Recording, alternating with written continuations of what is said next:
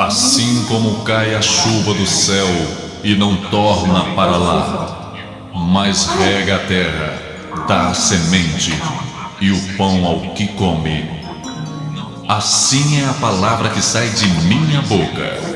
Não volta para mim vazia, mas realiza aquilo para o que foi enviada. A partir de agora, você vai ouvir uma palavra que pode mudar completamente sua vida. O vazio, a solidão, a angústia, a falta de paz.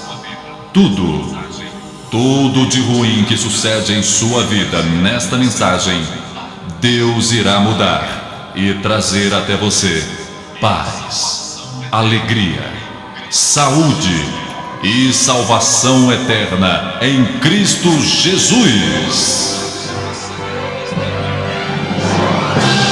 As páginas sagradas da Bíblia se abrem agora diante de você e através do missionário Deovan Lima, ouça uma palavra da boca de Deus.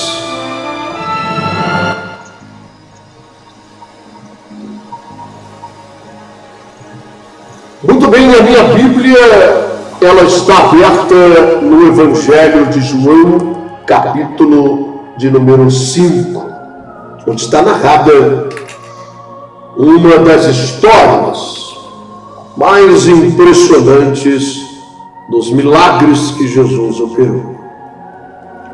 E diz assim o texto sagrado: depois disto, havia uma festa entre os judeus.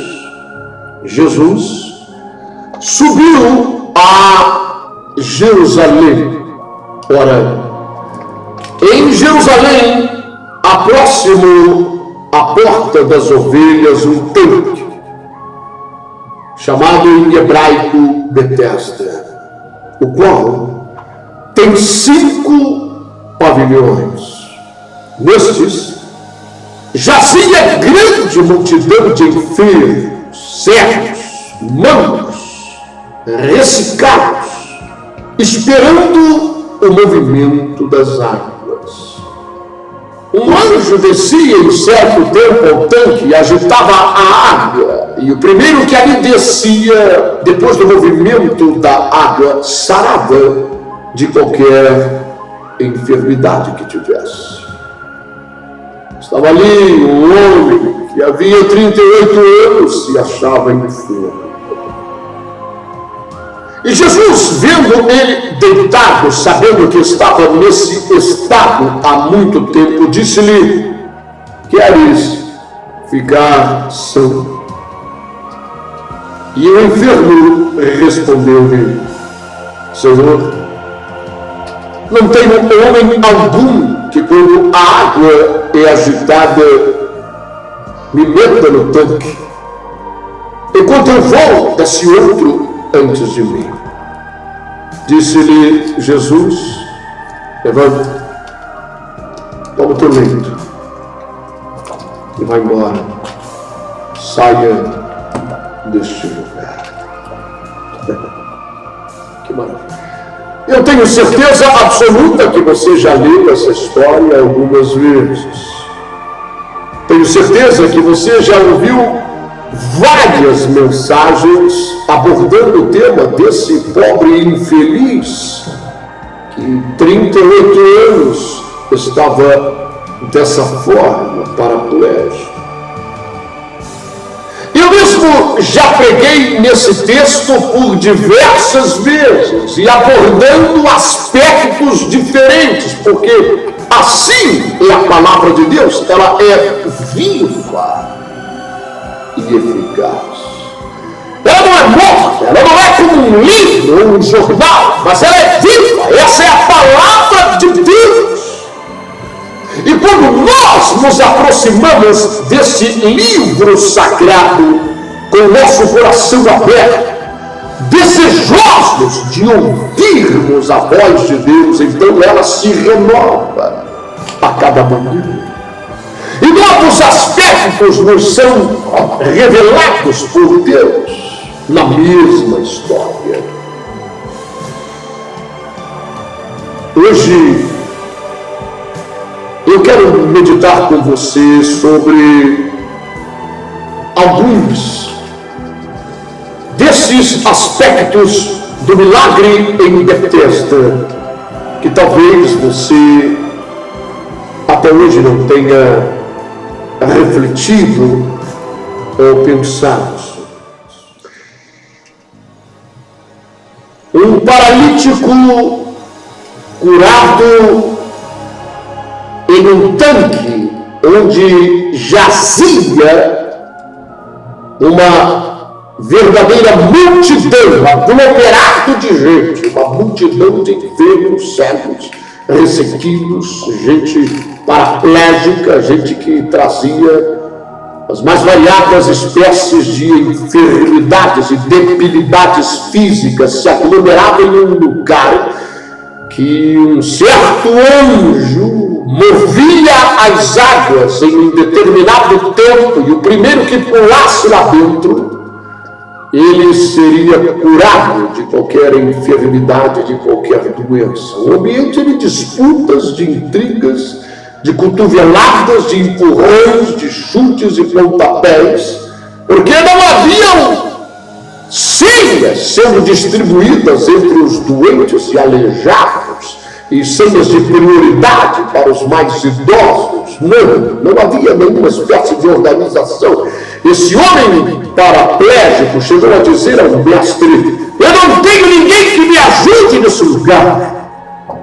Todas as vezes que a água ela é agitada e eu tento pular, desce outro em meu lugar, e eu não consigo ficar livre do meu mal. Bem, como eu disse antes, existem muitos aspectos a serem abordados neste milagre, porém de maneira específica, eu quero levar você a refletir comigo nesta noite. Esse tanque que atraía essa multidão de enfermos. E esses enfermos e doentes e desvalidos e gente aleijada da sociedade eram intertidos em um só pensamento, era uma só conversa e era só um objetivo: pular na água quando tal anjo a revolvesse e receber o seu milagre, receber a sua cura. E essa era a vida dessa gente naquele buraco, naquele gueto, naquele tanque chamado em hebraico de Betesda. Agora, eu quero que você reflita comigo de uma forma adulta, madura e séria. Porque nós não estamos aqui para perdermos o nosso tempo de forma alguma. Estamos aqui para crescermos na graça e no conhecimento. E eu quero perguntar a você: que anjo é esse? Será que você nunca parou para pensar nessa história de forma mais cuidadosa? Jesus de Nazaré, o Filho de Deus, está nesta terra, lá em Israel, em Jerusalém, proclamando o reino dos céus, curando os enfermos, libertando os oprimidos do diabo. E há um lugar lá dentro de Jerusalém, um tanque, onde um anjo simplesmente parece descer do céu, a hora que bem entende, para mover com suas asas aquela água e ministrar cura em um primeiro indivíduo que ali pulasse. Bem, no mínimo, isso pode parecer estranho. Mas, missionário, o senhor acabou de ler a Bíblia Sagrada e é exatamente isto que o texto sagrado diz. Bem,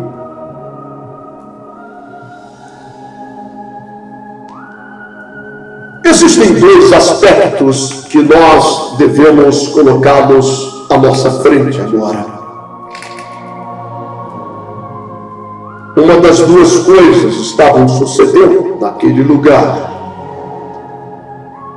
Alguns anos atrás, eu li um dos livros que se tornou best-seller, principalmente entre os cristãos do mundo inteiro, que trazia o título A Quarta Dimensão.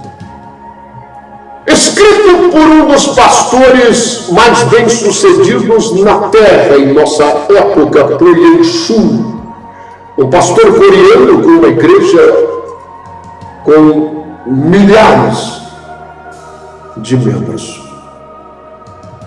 Um homem muito usado pelo Espírito Santo, de grande experiência.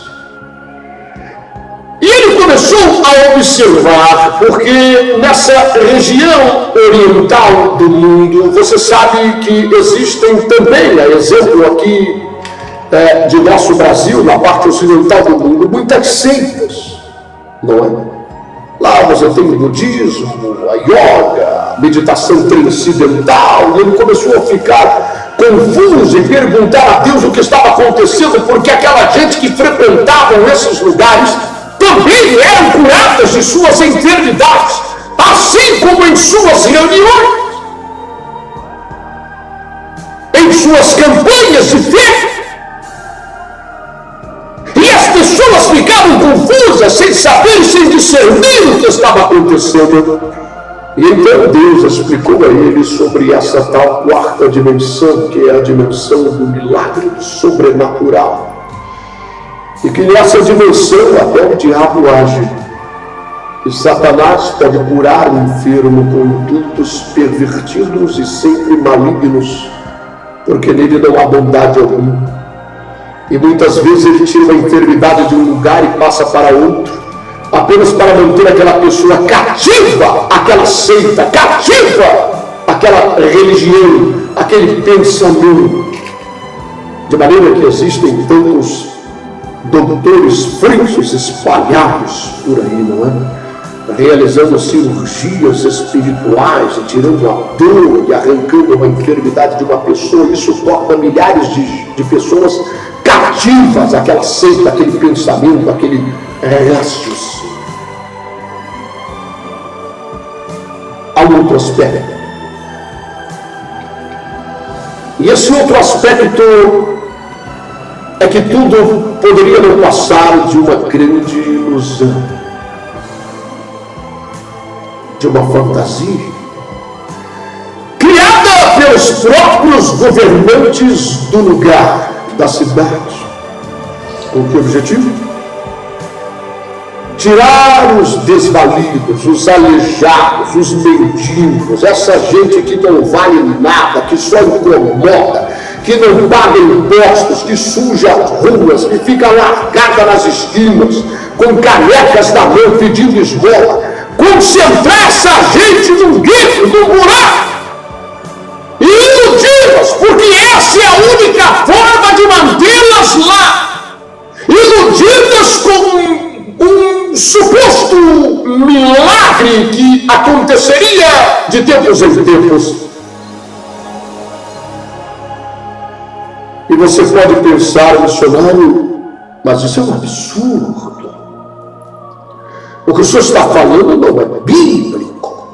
O senhor ficou perturbado da cabeça. O que está acontecendo? Isso é uma heresia.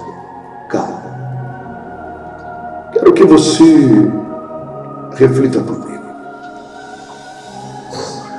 Sabe, há pouco tempo atrás nós vimos reportagens aqui mesmo em nosso país, em São Paulo, onde foi autorizada a retirada dos usuários de crack das Cracolândias, ou seja, são internados compulsoriamente, sem autorização de ninguém. Eles teriam o direito de pegar aquela pessoa e interná-la.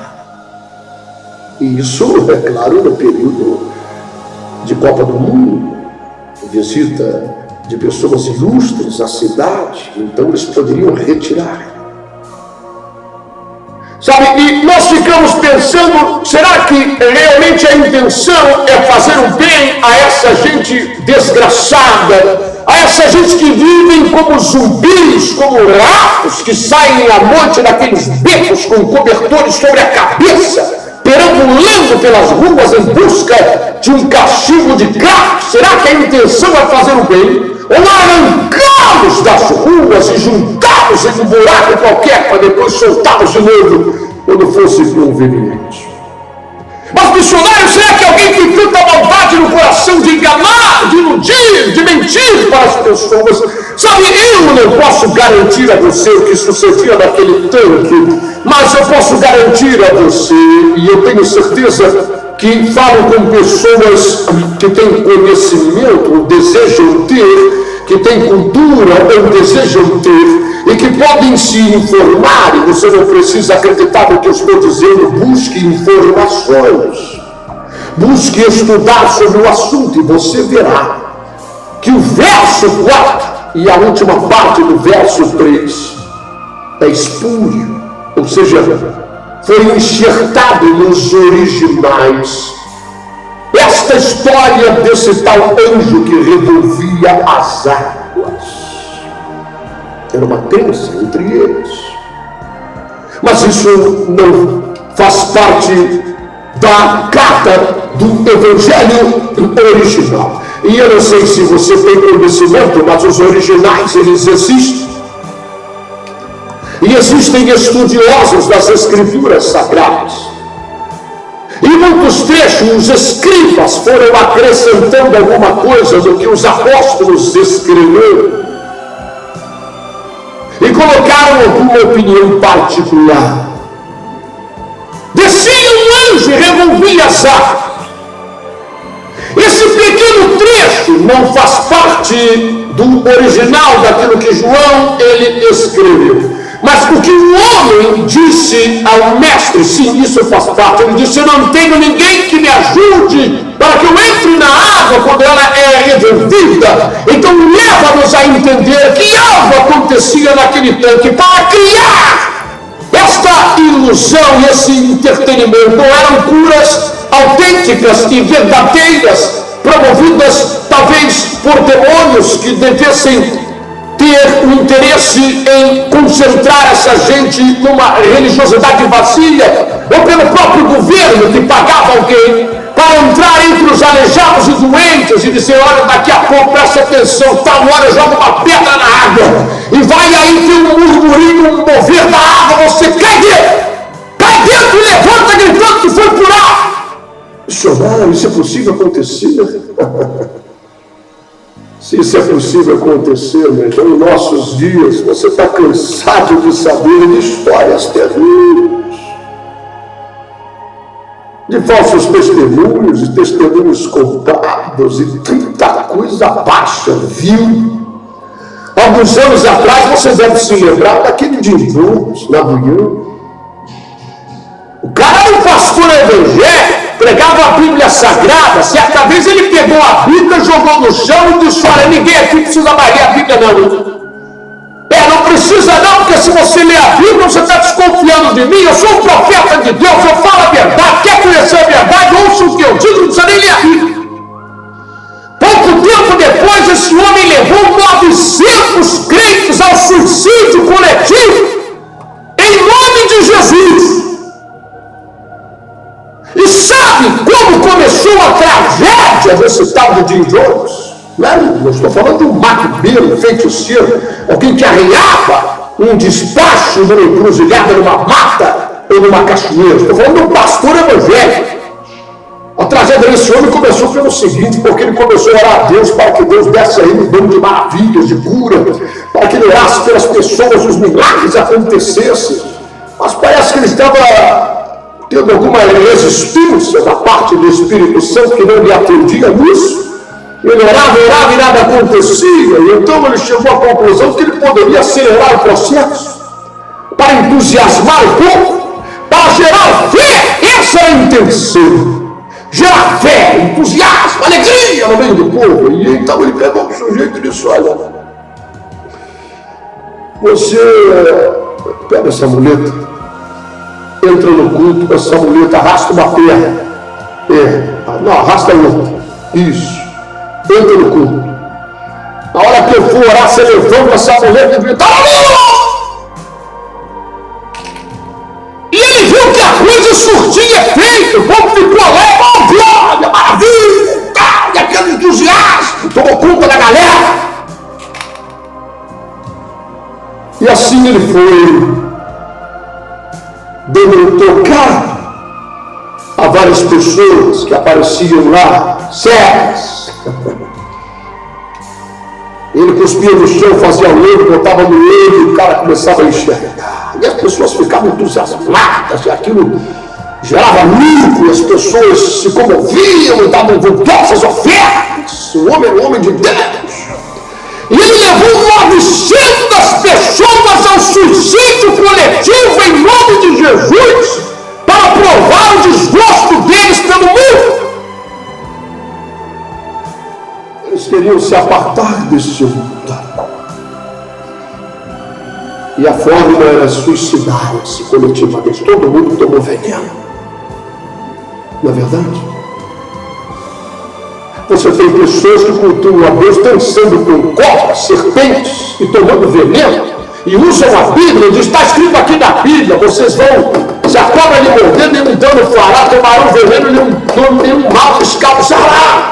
Então eles cultuam a Deus assim. Já morreu um monte de gente picado por víboras e por cascavéis, mas eles continuam naquilo. Quer dizer, ninguém para refletir, ninguém para raciocinar, ninguém para pensar o que está acontecendo aqui. O que é isso? O que a Bíblia diz? O que a palavra de Deus afirma?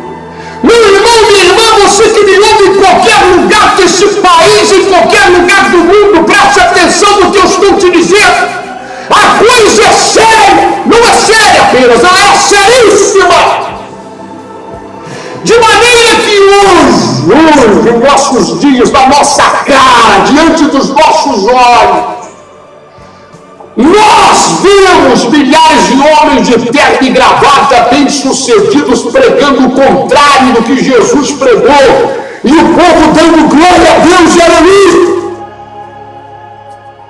Eu não preciso me alongar muito nessa história, basta dizer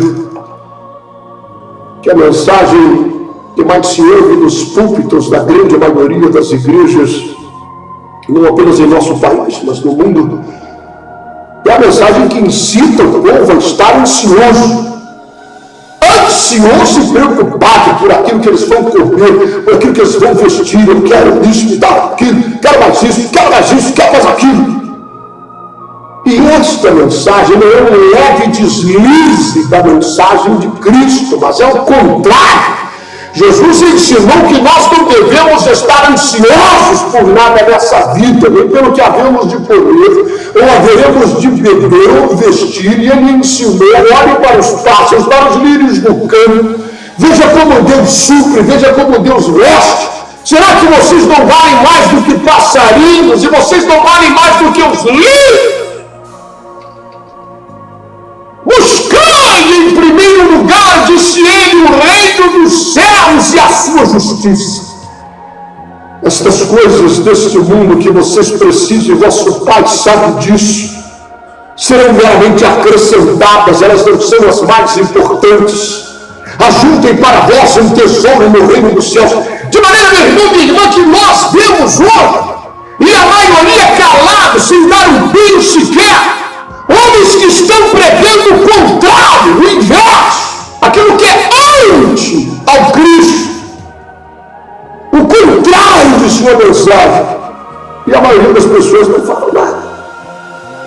Sabe, o grande problema é quando as pessoas param de raciocinar, de refletir.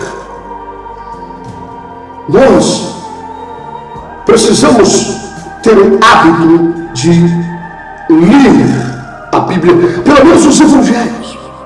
Um dia desse eu postei no meu Facebook uma frase que criou um rebuliço. E essa frase é uma frase que está espalhada por aí em todos os lugares. É uma frase minha. Nem me lembro onde eu a li, mas eu achei muito interessante e publiquei.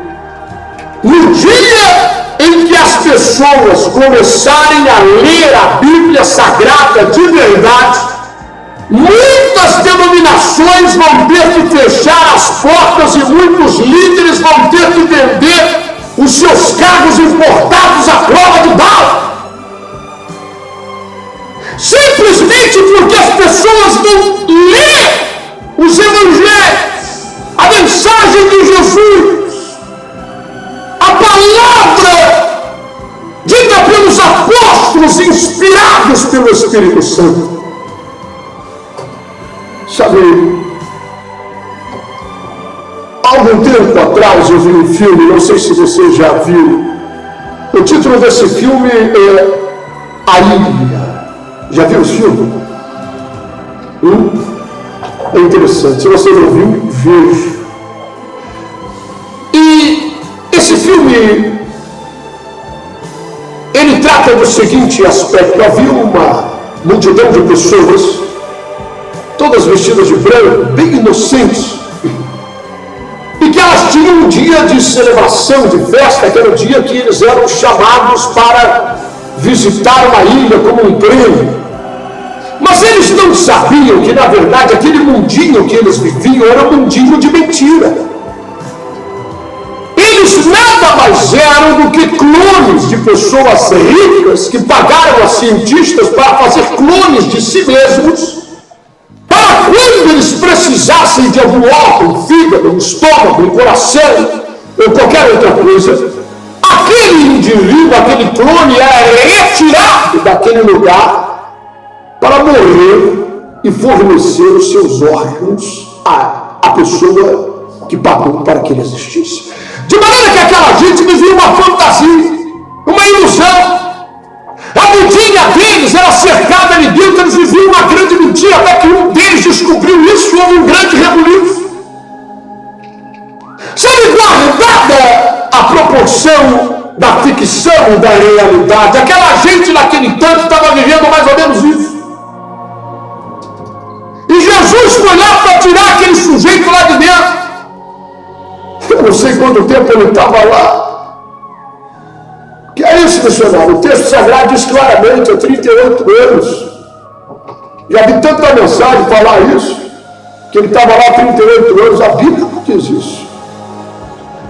A Bíblia diz que estava um sujeito lá enfermo há 38 anos. Não quer dizer que ele estava lá há 38 anos, mas ele estava enfermo, padecendo desse mal há 38 anos, e ele estava lá naquele lugar, aguardando a sua cura, no momento em que ele poderia pular em primeiro lugar. Aquilo mantinha aquela pessoa. Se era uma ilusão, uma fantasia, se alguém pagava para alguns supostos enfermos e doentes, combinava o horário de mover a água, ele cair dentro e sair gritando glória a Deus, aleluia, figurar, espera a vez de você. Isso mantinha aquela gente cativa. Sabe, meu irmão e minha irmã, qual é o objetivo desse nosso raciocínio? É para dizer que da mesma forma como esse filme criado por Hollywood da ilha, de pessoas que viviam uma ilusão, ou como aquele filme Matrix, que se tornou também um dos filmes mais assistidos, de maior bilheteria, pessoas que viviam uma fantasia cibernética, a vida deles não era real, não era nada daquilo, existia um mundo lá fora. Existia um mundo lá fora, que eles não tinham o menor conhecimento, eles estavam ali, ajudados daquele lugar, vivendo uma falsidade, vivendo fora da realidade, fora dos fatos. Sabe o que eu vou dizer a você, meu irmão e minha irmã? pode mudar a tua história, pode tirar você dessa vidinha, pode fazer com que você enxergue os olhos de Jesus e a voz dele dizendo a você: você quer sair disso? Você quer sair desse negócio? Dessa mentira? Que negócio é esse desse anjo? Eu sou o rei dos reis. Não há um poder paralelo ao meu. Não há um anjo vindo do céu ministrando cura ao meu redor. Você quer sair desse negócio? Você quer mesmo ser curado? Eu estou vendo a tua sinceridade. Você está sendo envolvido numa mentira, numa fantasia, vivendo essa vidinha. Você quer sair daqui? Sabe, eu vou lhe dizer uma coisa. É o que estamos vendo ao nosso redor. Meu irmão, minha irmã, não se engane. Não se iluda. Não seja um bebê espiritual. Nós temos que ter consciência do período da história que vivemos, e vivemos no tempo do fim. Escute isso. É esse tempo que vivemos em que o amor de muitos se esfriou. A iniquidade se multiplicou. Você vê filhos matando os pais, pais matando os filhos. Você vê coisas horríveis que nem a mente fantasiosa dos cineastas de filmes de suspense jamais imaginaram. E você vê nos jornais da sua cidade. Falsos profetas se levantariam e enganariam a muitos, se possível, os próprios escolhidos. É esse gueto, é esse buraco, é esse tanque de Betesda, é essa ilha, é o Matrix, é uma vida irreal e ilusória. De maneira que muitos vão chegar diante do trono de Deus aquele dia e serão pegos de surpresa, e só aí se darão conta que foram enganados. Se darão conta de que viveram uma vidinha totalmente longe da realidade. Foram enganados por aquele pastor, foram enganados por aquela pastora, por aquele bispo, por aquela apóstola, por aquele apóstolo. Foram iludidos a vida inteira. E elas vão dizer: mas mestre, eu sou teu servo, em teu nome eu profetizei, em teu nome eu fiz milagre, em teu nome eu expeli demônios.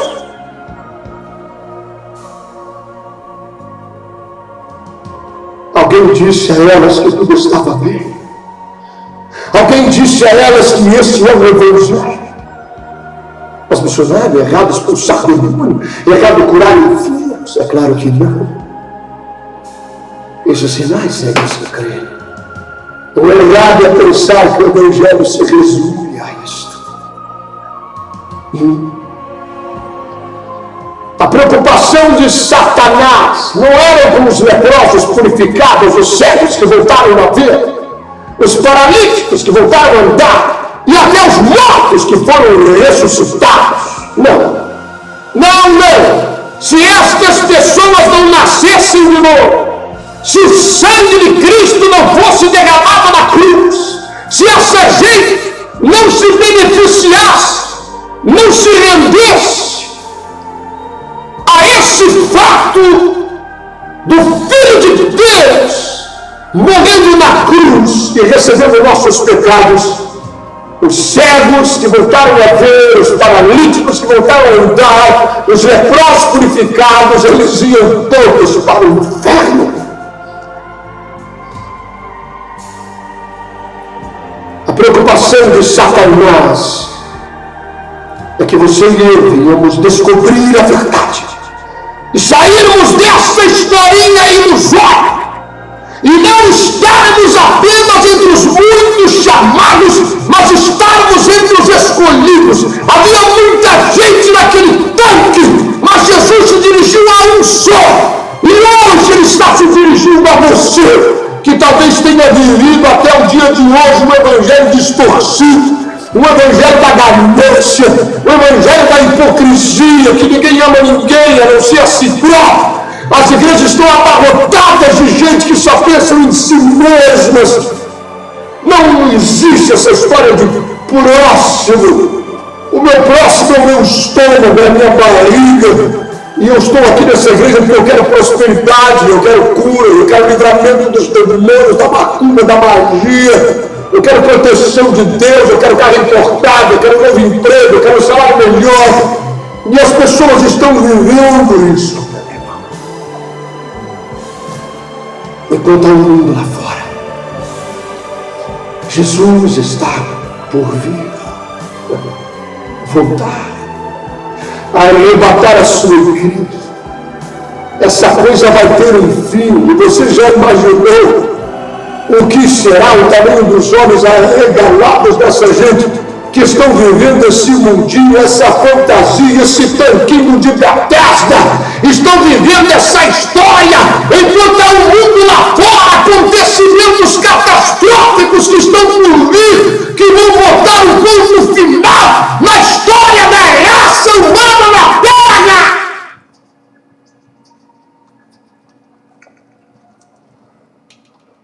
O ponto final. E você está preocupado com o carro importado. Mas o senhor é contra a prosperidade, a bênção de Deus? Não, não sou. Sou um homem abençoado, e quanto mais bênção o Senhor me der, mais eu alegro o meu coração. Mas meu coração não está nas coisas desta vida. Porque eu tenho consciência que tudo aqui é passageiro. Ele nos trata melhor do que passarinhos e nos trata melhor do que lírios do campo, porque somos seus filhos. Mas o que ele tem preparado para nós vale muito mais que todo ouro, que toda prata, que todo diamante. Talvez seja por isso que Jesus perguntou: de que vale meu homem ganhar o mundo inteiro, perder a sua alma? Guardadas as devidas proporções, meu irmão e minha irmã, é neste lugar que a maioria de nós se encontra. Esse tanque de Bethesda, esse lugar de ilusões, de fantasias. Enquanto há um mundo lá fora, acontecimentos lá fora. Mas há alguém querendo manter a tua mente interdita apenas naquilo ali, concentrar a tua atenção apenas naquilo ali, e não permitir que você raciocine, que você pensa. Mas hoje Jesus está chegando a você, olhando nos teus olhos e dizendo: você quer ser curado? Você quer ser curado? Você quer sair disso? A escolha é sua. Se eu fosse você, eu diria: eu quero. Esse tanque, ninguém nunca vai me ajudar, e eu estou desconfiado que isso é uma grande ilusão. Me tira daqui. Levanta. Toma teu leito. Vai para tua casa.